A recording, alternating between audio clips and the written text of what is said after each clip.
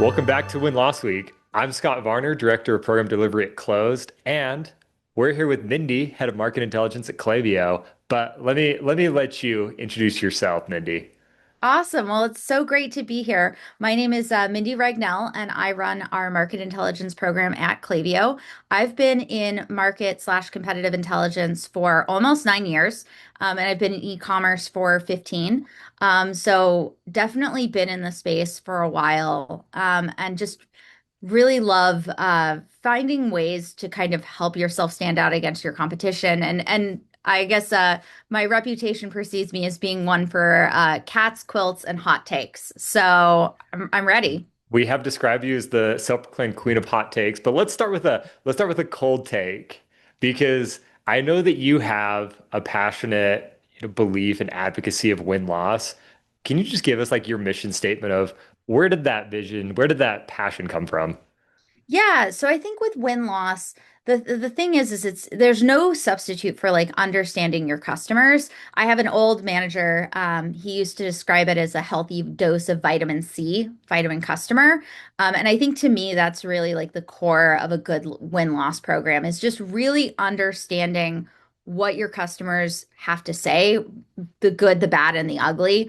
And whether they're 100% right or it's a perception, all of that feedback is their reality and it really impacts how you go to market. Yeah. Well, and let's find the hot take. Where is your hot take when it comes to win-loss? I don't think win-loss has any place on a battle card. I would never put a quote from a customer in a win-loss interview on a battle card for kind of a multitude of reasons. One, I think customers didn't give you permission to use that information in that way. So when you put information on a battle card, a sales rep is going to immediately want to turn around and tell a customer this is what this other customer said. And then two, I think a lot of times the feedback that you get is a reflection of either their experience or how they perceive the world. Um, and you can perceive the world wrong, or you can perceive the world maybe a little bit differently. Like so often, if you do win-loss interviews, and this is why I love to do an through a third party like closed, is because I don't have to like hold back my own gut reaction of like, oh God, no, that was wrong. We have that thing, and instead focus in on like, okay, but where did you find out that information? Because it often is an easier problem to fix. Is if somebody thinks you don't have something and you do, then there's a feature that they want and you don't already have it, and then you have to go fight and internally advocate to go build that feature. It's a much easier problem to solve. Interesting. So maybe like recapping, you may not feel like a battle card is the best place to take the insight. Maybe just make it very clear. Where can you, like, what can you do with the customer information you collect from win-loss to make sure that it is best leveraged and it results in action, if not the battle card? Yeah, so I would say the insights that you take from your win-loss program, the most important thing and like my philosophy behind a win-loss program is if you're not going to do anything with those insights, like why did you even take the time and the energy and the Yeah. budget to go do it? I have had win-loss programs that have run into that problem before where like you run it for 2 years in a row, you get the exact same feedback the second year and you're like, cool. Yeah, we did nothing to fix any of that, and the feedback has not changed. Like, you have to then evaluate, like, is there a better way to proceed? Should you do something differently? Um, and I think when you think about how to use those insights, when somebody tells you something during a win-loss interview and you get a sense if something maybe doesn't work that way or they had a particular pain point or there was a perception, you can always go validate that, right? You can go check your competitor support documentation. You can see if it's a trend across several interviews that's on something like ease of use or pricing, and that gives you a little bit of a stronger sense to then go put it on a battle card. But I wouldn't just take like a direct quote and put it right on a battle card. I know that's really popular these days with like win-loss programs integrating with CI programs. And I wouldn't bother connecting the two in that way. Yeah. So it sounds like embedded in what you're saying is you definitely need to make sure you have trends and make sure that you have insights, and you can use those. Those insights can fuel battle cards, but then there's some other initiatives you've alluded to of Yes. not just enabling sales, but let's enable our product teams as well. Let's make sure that the insights are spreading to different pockets internally. Yep. Absolutely. I think everybody should be really engaged in your win-loss program. We do our readouts, and I've done them at multiple different companies where you have like a larger audience. You get a lot of your C-suite, your product leadership, your CSM team, your sales team, your marketing team. They're all stakeholders in the things that you have to say, whether it's feedback around pricing, your product, your sales process, your support. Customers give you such strong and valuable feedback that's on so much more than just your product. And sometimes you get insights onto, into trends in the market. Um, I don't think anybody in e-commerce would be shocked if I told you that like tariffs is a trend that comes up, the way that people respond to the macro political environment. You can see a lot of reflection of a lot of different things, and beyond just like politics and the macro environment, like you can see what's happening in your industry. So within e-commerce, if there's, changes that happen around email deliverability and Yahoo and Google making changes, or as we like to call it, you Google, because who doesn't love a good smashed together, fun internal name? Um, but all of those insights can be really, really helpful, and they don't just fuel your product. Yeah, they feel so much more. When you have that many stakeholders that you're enabling, what do you consider your role in terms of taking the raw data from win-loss and then turning it over to them? How much work do you feel like you have to put in? Do you have to come up with every single aha with the data before you put it in someone's hands? No, I would say like a lot of our big stakeholders are very active and engaged in our win-loss program. They sign up for the alerts, they get the emails as the interviews come in. Oftentimes, like I've had my CMO or my CFO have been reading our win-loss interviews before I even get to them because they got published to everybody at the same time. And they want to know and they want to see what customers are saying. I would say when we do like a larger readout and a report, we do put a fair bit of energy behind like making sure that we understand what the themes were. One thing I try to do that maybe is a little bit different is we have our closed CSM, Jordan. He's amazing. He puts together like the insights from the close perspective. And then I have myself and my team like actually go through each and every interview and start bucketing and getting those themes together. One of the best rounds of win-loss that I did at a previous company was actually just trying to understand like a macro trend where people really wanted one specific thing, but it didn't really make sense and they couldn't explain to you why. They're like, it just, I don't know, consolidation. It's great. Um, Not that I don't disagree, and consolidating is Right. awesome, but at the Consolidation is very time, hot right now. it really is. And it's been a growing trend for a while. Uh-huh. But when I started to like really dissect down what they wanted, it was actually something different than what they said because they couldn't actually tell you what they wanted out of consolidation. And so when I started bucketing together the different themes and the different insights, what I found was that they actually wanted data. And they couldn't tell you that. And so being able to find that thread and that like the sets of features, the specific things that they were looking for wasn't at all what they were describing to you. And I think that's pretty common sometimes. Hmm. If you can look past like the top surface level reason that they'll give you and start looking at like what is everything else that they're saying during that interview, you can get to much better insights. Yeah, I think that's so insightful that customers, I see this happen a lot on interviews. They'll tell you some reasons they made a decision, but when you really listen to either the pain they're describing or listen to their ideal situation, you'll find that there can be a gap between their ability to describe and articulate what's happening and what they actually didn't actually want. And only when you get multiple of the customer quotes together can you really see an aha. Yeah, and I think that's so true, not only in like the way that you can see what people are really looking for, but I also think it's important to keep in mind that like depending on how you word certain questions or what you're asking, like what customers do and what customers say are often two separate things.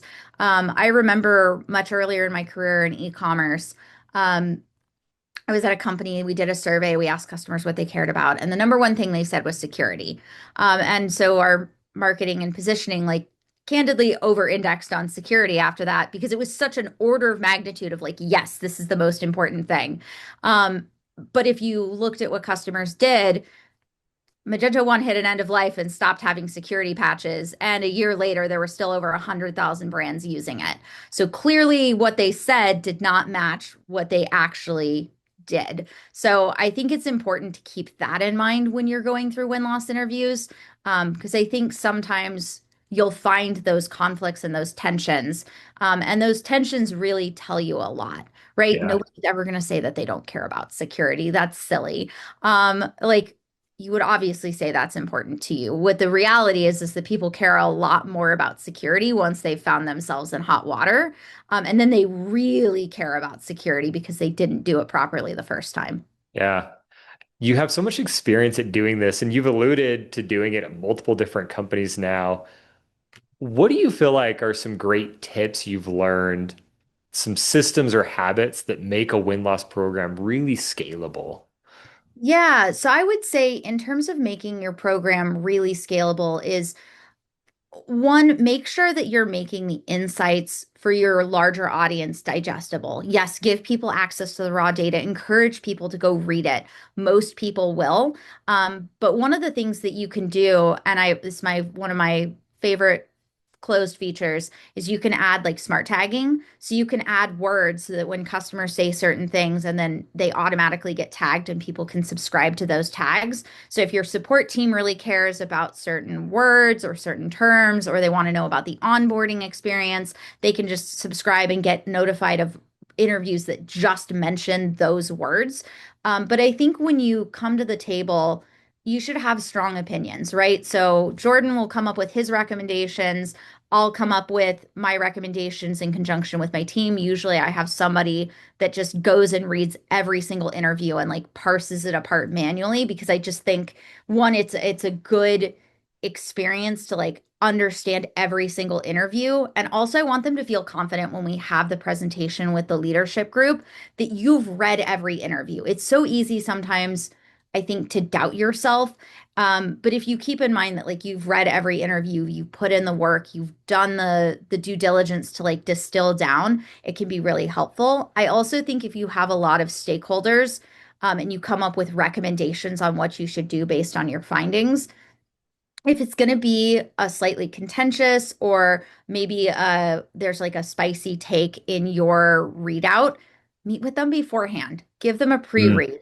Make sure you know what's on the roadmap, what's not on the roadmap. Have we considered something? What are the points of discussion so that everybody comes in prepared? So you kind of avoid any potential feeling of blindsiding somebody where you're like, oh, there was this bug or there was this problem, or this is the feedback that we had. Like, what's on the table, what's not on the table. What have we already done, right? Those win-loss interviews are a moment in time. There's an inherent lag just in like the deal had to close. We had to get the interview list over. The interview had to be scheduled. It had to be transcribed. Then we had to get to enough interviews to do the readout. Like, so during that time that passed, what else have you done? What should you consider doing? And what's already planned? And I think that just leads to like a more productive conversation. Yeah, I think that's very key what you said in terms of stakeholder management.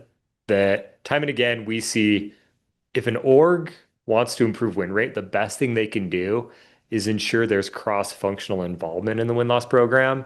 And this pre-read that you talked about of, okay, I have recommendations that are going to have implications for product, sales, go to market. I better make sure that I'm sharing the insights with those leaders ahead of time. Even if just taking product as one example, if I'm bringing a recommendation that says we need to do X and Y, the product team can probably weigh in to say, well, do we already have this? What's the lift going to be to build this? And they can maybe like read the quotes as well to validate, is this worth me either moving my existing roadmap or if there's something very obvious, at least letting them sign off on the way you're reporting the data by saying, customers have asked for this. We know this. We're already working on it. And then they can share what's being done and not just feel like they're being called out for not doing something that they are trying to do. Yeah, and there's so many buzzwords that people throw around in any industry where you're like, okay, but what does that actually mean, right?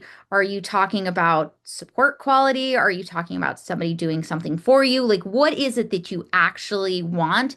And I think sometimes when you have those internal debates where you're like, okay, well, everybody keeps saying this word.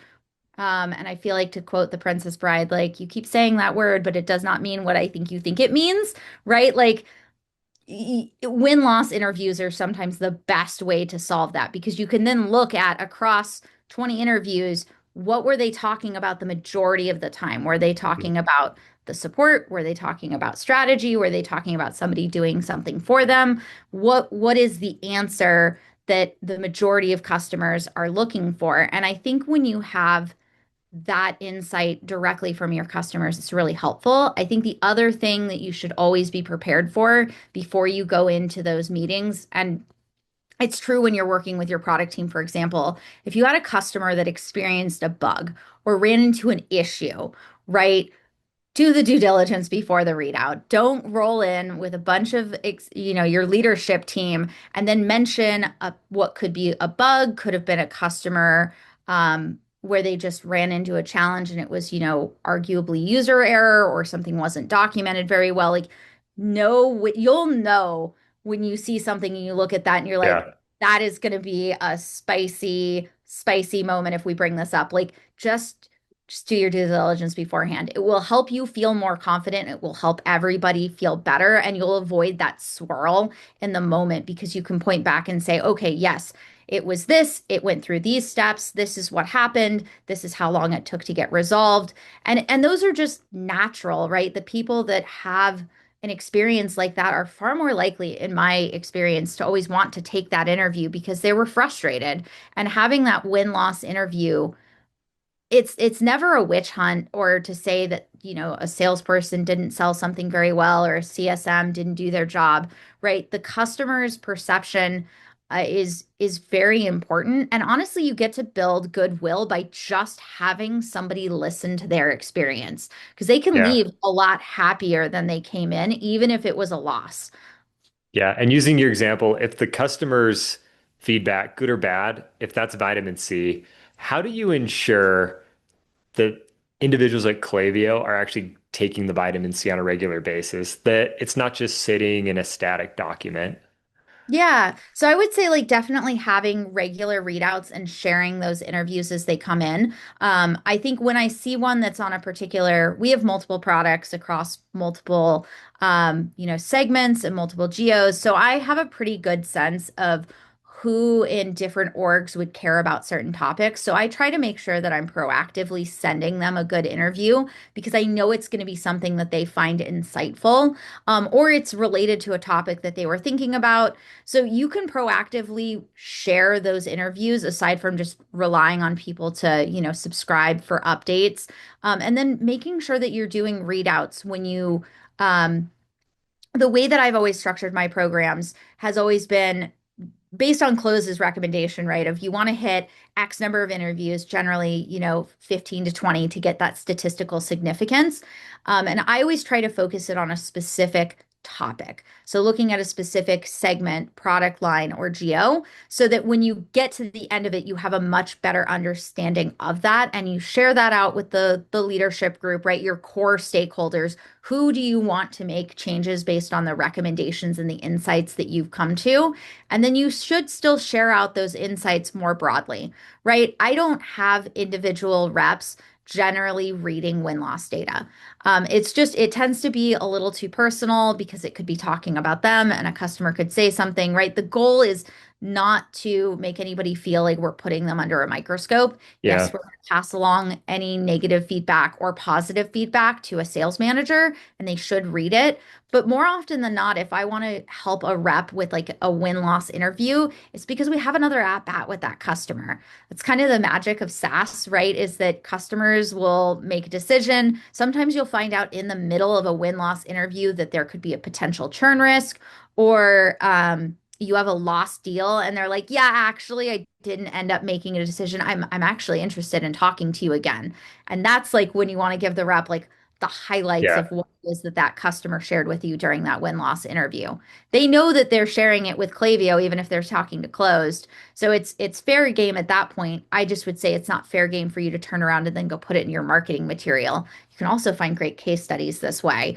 And you should just forward that to the correct team and say, hey, we've got a really great case study. You should reach out, to the CSM and get that interview scheduled. Yeah. I like that embedded in your answer. There's a lot of not just focusing exclusively on the loss part of win-loss, the pain and the negative, but the positive, celebrating wins, celebrating quick wins as well to make sure that people are not just feeling pain and tuning out because the interview is always negative.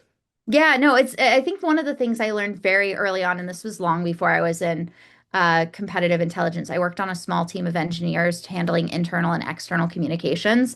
It was people switching platforms, which if that tells you how I got into competitive and market intelligence, you're correct.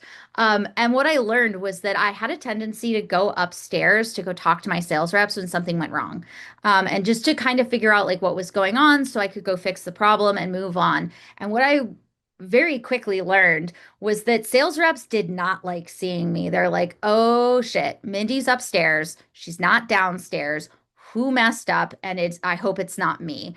And the fastest way to fix that is to go out of your way to make sure that you're sharing both good and bad so that I guess nobody knows what to expect when they see you Yeah, wandering let's make sure upstairs, but that they're not they're at least, immediately cowering and hiding. yeah, there's a chance of excitement where they're like, oh, is it good news, Mindy, today? Yeah, yeah. Is it Good News Mindy? Good News Mindy definitely exists. My team likes to give me a hard time about being a little snarky and a little spicy. T Kermit vibes is like my forever emoji energy, and I don't think I'm ever going to ditch that. But it doesn't mean you can't share good news. Yeah, well, people, it's not always complete to just know why are we losing. You have to know how to win if you're going to win more too. Um, let's talk maybe at the end here in terms of dollars. Like any good win-loss interview, I think it helps to know what made the decision. What helped you communicate the value of your win-loss program enough that you could even secure an expansion in terms of funding for the program? Yeah, so I think when we looked at who was using our win-loss interviews and who was rating them, it was pretty easy to point to like, hey, here are the people that are logging into our win-loss program. And it was pretty consistent across our C-suite. Even individuals that you wouldn't expect to necessarily be reading customer interviews, like our CFO is one of our top readers of our win-loss interviews. In fact, I had somebody messaging me earlier today to be like, hey, she was wanting to know, like, when are we going to get the next set? Is there a specific topic? She was already really excited to hear more. Um, and I think like making sure that you're sharing those insights back out proactively and you're getting the right folks to see the impact. And I think by setting the stage very early on, I start every win-loss readout by structuring ourselves and grounding ourselves and like, what's the goal of this, right? We learned a bunch of stuff, but if we do nothing with it, then there was no point. And so I think as long as you're setting the stage and being very direct up front, you're far more likely to get something to happen because people are like, oh, okay, we did something. I'm not saying you have to do all five things that I might recommend, but you got to do one. Yeah, we have to do Right? one. Like, we have to do at least one. Otherwise, there was no point in the energy and the effort that went into understanding our customers. And I Yeah, think well, and tying to your earlier comment of you set a quarterly goal by finding a good question, like finding a relevant strategic question so that you can at least bring that back as well.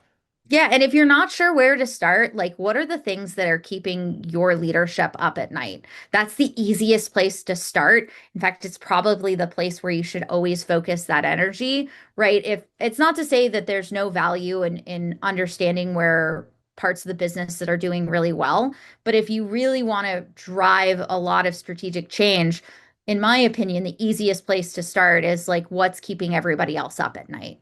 Yeah. Let's figure out what's bugging the people that are making the strategy so that I can validate their hypotheses with vitamin C. Yeah. Okay. Well, Mindy, any burning piece of advice, any tips for somebody that wanted to build a win-loss program as mature as the one that you're running today? I would say just starting is the first step. I've run a win-loss program myself in-house. It's really hard, right? Getting a Calendly, blocking off your time to be able to get time to do interviews. People won't share as much with you, but it's better than nothing, right? You have to start sometimes by showing something and then saying like, here's the value of going one step further. I have a lot of folks that have asked me like, well, you've done it in-house before yourself, would you do it in-house again? And the answer is like, one, I don't have the time. It's impossible for me to plan my life that far in advance anyways. And two, I think I get better answers when we're not in the room, because they feel like those walls that you have up will just drop completely. And the more you can get those walls to drop, the better the insights and the better the your program will do because you got past sometimes people won't even tell like your sales rep like who they chose, and you didn't even know somebody was in the deal, but you get them in the room without, Klaviyo or whatever company you're representing in the room, and they'll tell you everything, and that's exactly what you want. Amazing. Well, thank you so much for the insights throughout, and especially thank you for sharing the practical insights. I think everyone has something to learn from the conversation today. Awesome. Thanks for having me.